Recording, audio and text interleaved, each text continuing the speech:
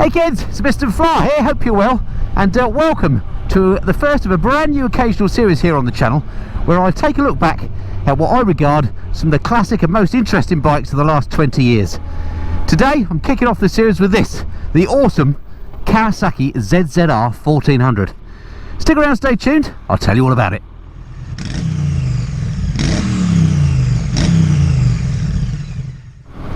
So the ZZR1400 then, in my mind, an iconic bike. This is one of those bikes that was regarded as a hyper bike. Nearly 200 brake horsepower, limited to 186 miles an hour. This bike came out in 2006, this is the ZZR1400. And it came out to compete with things like the Honda Blackbird, the Suzuki Hayabusa. So it was in that sort of nuts period of these hyperbike touring machines. Now I only passed my test in 2012, so this bike, when I first learnt about it around that time, was somewhat intimidating to me. It was something that I could only ever dream about riding. It was one of those kind of poster bikes that was way out of my league, so to be able to ride it now is an absolute thrill for me. But before I tell you more about what it's like to ride, let's jump off and I'll show you over the bike, show you what the thing looks like, show you some of the little design features. Okay, so let's check out this beast then, the 2006 Kawasaki ZZR1400. What an absolute machine. Let me show you some of the features on this bike, some of the things that I like about it. First off, you've got this very distinctive front end with these four lights on it, which makes it look kind of intimidating and like a bit like a great white shark, I think, which is partly why I used to be frightened of these, I think. Beautiful big fairing, loads of weather protection on here, and these lovely big twin silver exhausts. These are proper old school, aren't they, like that? Excuse the trade plate, by the way. What a lovely looking thing, I think. It's really nicely made. It's all the engine is kind of hidden away underneath all this fairing, so it's nice and smooth looking. Something I really love about it are these dials on here. Look at these proper old school, black on white, really clear to see. You don't need anything more than that, do you? I think that they look really beautiful. The mirrors on here work lovely, attached of course to the fairing outboard, so they seem a long way away from you when you're riding, but they work really nicely. They're nice and solid. Nice design as well, not these sort of plasticky, trumpery things you get these days. Proper solid metal. Feels like they've been properly engineered. Yeah, really nice machine. I mean, the looks, I suppose, perhaps maybe a little bit dated now, I don't know, but personally I prefer the looks of this to the Hayabusa, which of course was its main competition, or certainly one of them. Anyway, that's enough about what it looks like. Let's jump back on. Okay, welcome back aboard the bike then. So much for what the thing looks like. What's it like to ride? Well, as I mentioned, this is a 2008 model, so and I'm recording this in back end of February 2022. So what does that make it? 14 years old, is my maths correct? I can't think about recording, ride a bike and do maths at the same time. Let's go with 14 years. And my aim really of these classic bike reviews that I'm going to be doing now is to see if bikes of this sort of age can still hold their own against all the modern stuff that I ride. Now clearly this bike is very much an analog machine. There's no electronics on this. Well, I suppose there's the LCD display there that you can see, but certainly nothing too complicated. There's no traction control and wheelie control, launch control, all that sort of thing. And I have to say, I love that about the bike. Although I get some electronics like ABS and traction control, particularly on bikes like this, the non-safety related stuff I can't be bothered with. I can't be doing really with riding modes and sat navs and all that stuff. They have their place. Thank you, sir. But for me, as a hobbyist motorcyclist, riding a bike is actually all about how the bike makes you feel and the visceral thrill of riding a machine. And this one has it in spades. Beautifully smooth engine, 4-cylinder of course, and my goodness me, it goes. Got to be a little bit careful. It's a little bit damp on the road still, and it's a very cold day. It's about 4 degrees out, but a beautiful day, as you can see. It's just good for the soul to be out on a bike like this on a day like this. So let's look at this bike as I normally would a new one, shall I? Do a bit of a review in that way. So comfort wise, riding position is absolutely beautiful. It's a big old bike. I've got loads of room on here. My legs are tucked up at a slightly acute angle. Sorry about the flap on my bag, by the way. If it's annoying you, it's annoying me too. So yeah, legs are tucked up at an acute angle, but actually pretty comfy. Seat quite hard, but not hideously so. But lots of room on it to move around. If you're a bigger chap, you can tuck right down if you want to. And the handlebars, although they're these clip-on style, they don't feel that low. I mean, this is a comfortable place to be. I could ride all day long on this. No worries at all. It certainly scores on the comfort stakes. Suspension on it feels nice. I assume it's just adjusted as it came out of the factory. Well, who knows? But it feels good to me. I'm not an expert enough rider to detect all the subtle differences with suspension settings and so on, but all I can tell you is this is in my Goldilocks zone. It's not too soft, it's not too hard, it's just right. You could ride it, as I say, hours on end, great comfort. Let's just check the brakes, nothing behind. Front brake, oh, front brake is amazing. Let's just try the back brake. No, back brake's okay. Same as most bikes really, nothing spectacularly stopping power wise about it, but it's alright to keep the bike stable in corners, which is probably something you might want to do on this actually, because one thing I have noticed about the handling on it is it's very stable. Maybe that's code speak for saying you kind of have to drive it around corners. I guess because it is a longish bike, geometry of it means that it's not that agile. It doesn't feel heavy in any way, but you do have to kind of manhandle it around corners. Mirrors on it work beautifully well, no vibration there, although I can see my flappy bag in that mirror, which is annoying me. A necessary evil carrying a bag when you're a vlogger, I'm afraid. Got to carry your spare batteries and stuff somehow. But yeah, through these big sweeping roads, the handling's beautiful actually. Nice and stable, as I say.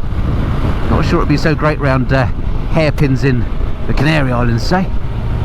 But on these B roads in Britain, beautiful. And my goodness me, awesome amounts of power on tap. Let me just give her a little bit of a wind up here without going too mad. Oh my goodness me. Yep, you have to hang on to this baby. Well, I think you might have moved a bit.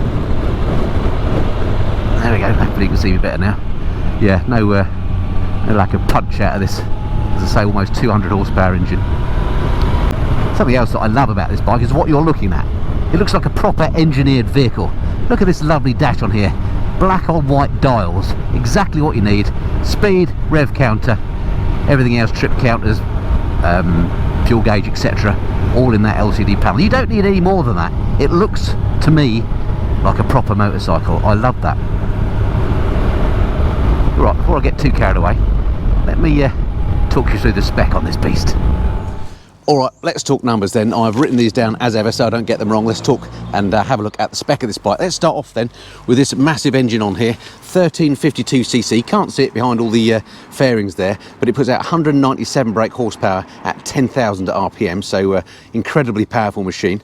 That's 116 pounds-feet or 158 newton meters of torque at 7,500 RPM. So you do need to rev it a bit, but it doesn't feel at all gutless at low RPM. I have to say, you can ride it, you know, at slow speeds, and it doesn't feel at all unhappy or slow. So it's a really smooth at every speed, so I love that. Let's have a look at the brakes on the front here. This one actually does have ABS. Look, you can see the ABS ring fitted on there, and it says ABS proudly on the mudguard there at the front. Of course, in these days ABS wasn't standard on bikes, so that was probably an extra on this particular one. This one's got Nissin, looks like 4-pot calipers, dual discs of course, and the discs on the front here are 310mm. On the back we've got a 250mm disc with a caliper mounted at the bottom, which I never understand. Looks like a 2-pot caliper because it's going to get all the dirt and crud in there, but there we go. And there's those massive exhaust pipes that I actually quite like the look of.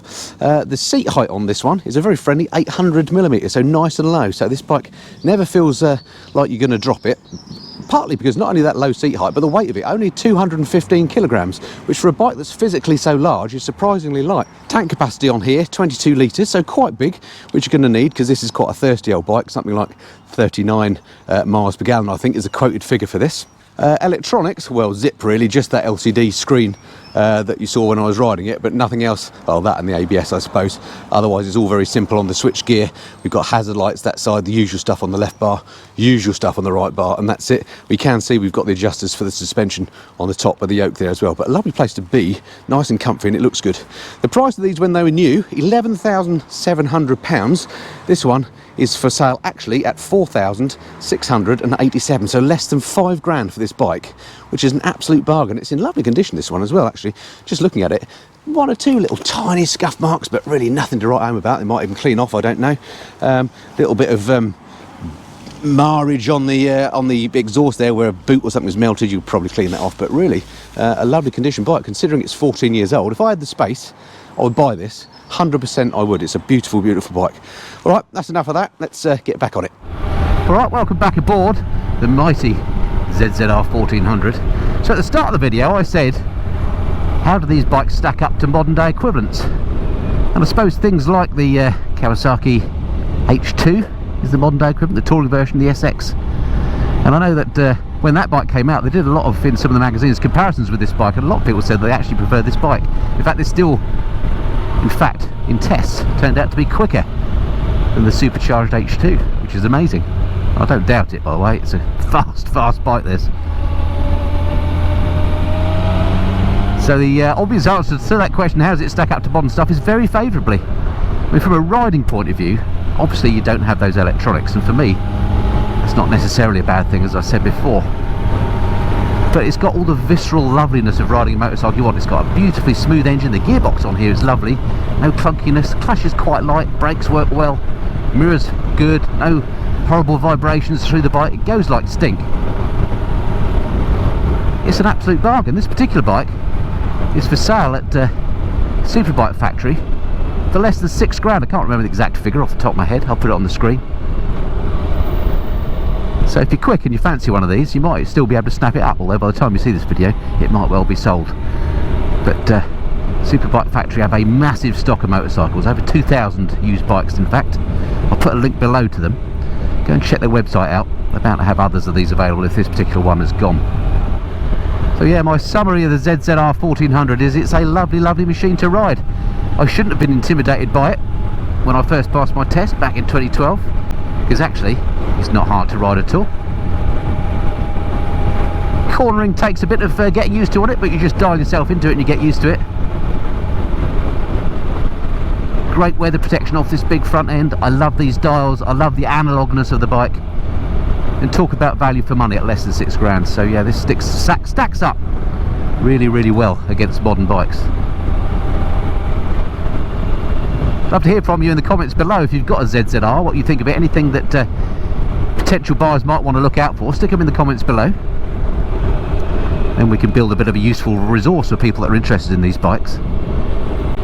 And also, do stick around till the end of the video if you're interested in the kit that I'm wearing. I'll do one of my little fashion segments at the end of this video, because this is a new jacket that I've got on.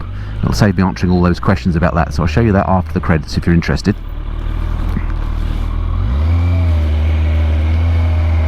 Hope you've enjoyed this first classic bike review. I cannot wait to do more of these. I've got loads of bikes lined up. Again, let me know in the comments below if there's any particular bikes you'd like me to ride, and I'll do my best to try and source them and bring you more of these classic reviews. I'm really looking forward to getting to grips with some more of my dream bikes. Now, if you've not been to the channel before, thank you for watching. Do consider hitting that subscribe button. It'd be great to have you along next time. I don't just do bike reviews here on the Messenger Fly, but I do monthly bike news, trips and tours at home and abroad, bits and pieces in the garage about looking after your bike, anything and everything to do with motorcycling. I try and cover it here on the Messenger Fly. It'd be great to have you along. Right, that's it now for this time. I look forward to speaking to you again soon. Until then, this has been the Messenger Fly. Cheerio.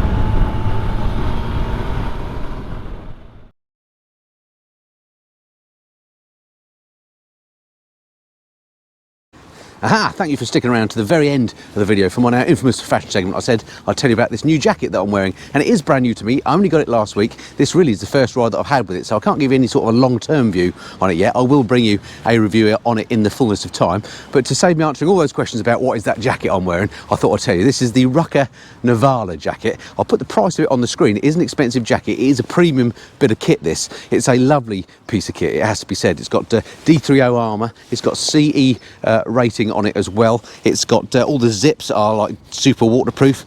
It's Gore-Tex Pro, so you just will not get wet in it. It's got these nice little touches of reflective strips and so on it as well, so you can be seen on the thing.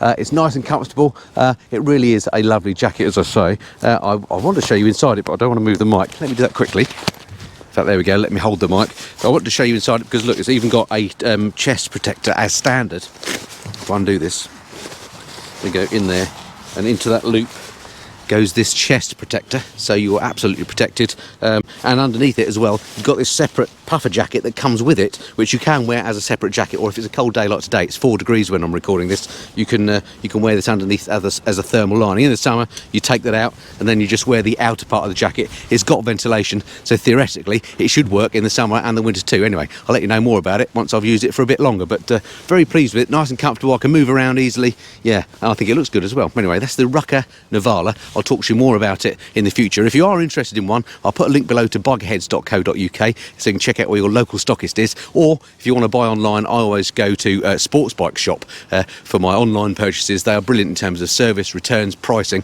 I'll put a link to them below as well. And full disclosure, that link is an affiliate link, so if you do click on that and subsequently buy something, I do get a little bit of a kickback to the channel, but at no extra cost to you. All right, that's it for this time. Speak to you soon.